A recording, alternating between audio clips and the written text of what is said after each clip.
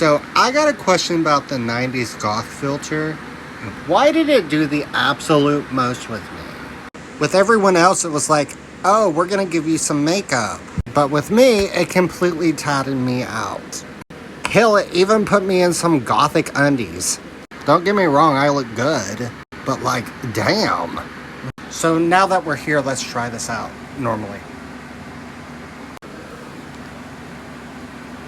So, see, it did it again.